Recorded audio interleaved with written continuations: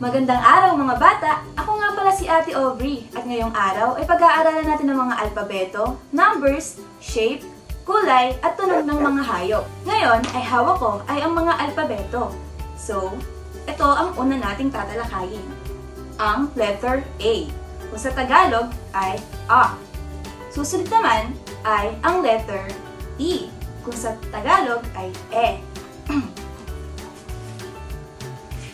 Ang susunod ay the letter I. Kung sa Tagalog ay E. Ang letter O. Kung sa Tagalog ay O. Ang last one naman sa vowels ay U. Kung sa Tagalog ay U. At ang hawak ko naman ay ang mga consonant. Kung saan ay R, L, W, S, at X. Ulitin natin sa umpisa mga bata. A, E, I, O, U, R, L, W, X, and S. Ang susunod naman natin ay ang mga shapes. Itong hawak ko ay square, kung saan ay mayroong 4 na sulok. Pero pare-pareho sila ng size. Ito naman ay rectangle. Kung nakatulad ng square ay may 4 din na sulok. Pero hindi sila pare-pareho ng sukat. Ang hawak ko ngayon ay star. At merong 5 sulok. Ito naman ay triangle, kung saan ay meron siyang 3 sulok. At ang panghuli ay circle, kung saan siya ay walang sulok. Ngayon naman ay magtatanong ako, anong shape ang walang sulok? Tama! Circle. Ano namang shape ang may 4 na sulok pero hindi magkakapareho ng sukat? Tama! Rectangle. Ano namang shape ang may 3 sulok? Tama! Triangle.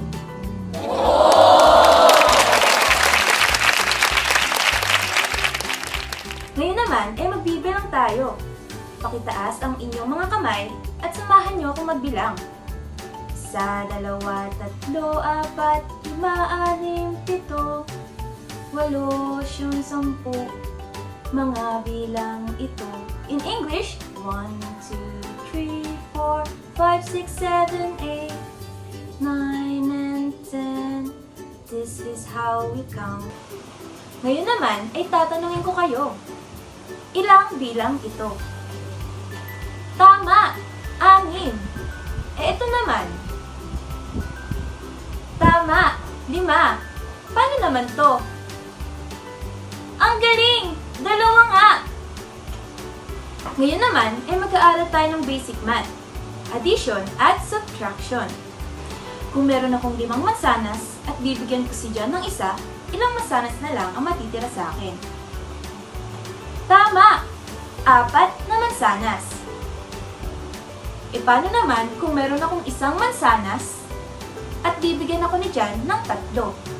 Ilang mansanas ang mapupunta sa akin? Tama! 4 na mansanas. Nice! Ngayon naman ay mag-aaral tayo ng mga kulay at kasama natin ngayon ang ating mga matalik na kaibigan.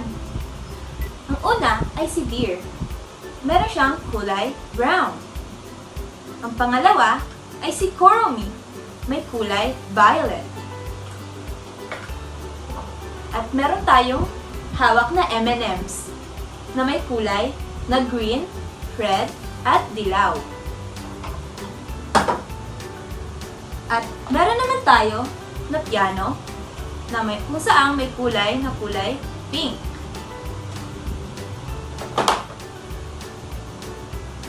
At meron tayong hawak na kulay asul. In English, blue. Ngayon naman ay magtatanong ulit ako. Ano nga palang kulay ang hawak ko?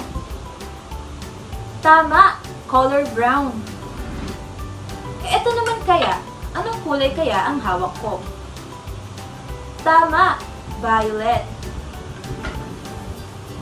Eto kaya, anong kulay ang hawak ko? Color? Green. Good job! Ngayon naman ay alamin natin ang sounds ng mga hayop. Ang dog or aso ay may tunog na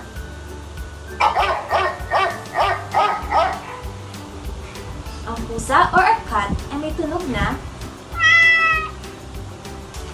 ang snake ay may tunog na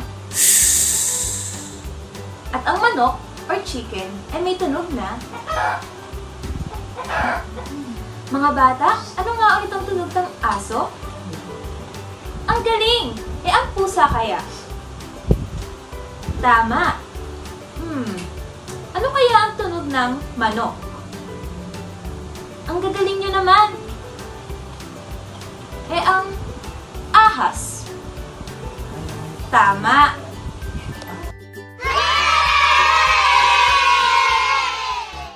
Hanggang dito na lang ang ating talakayan, mga bata.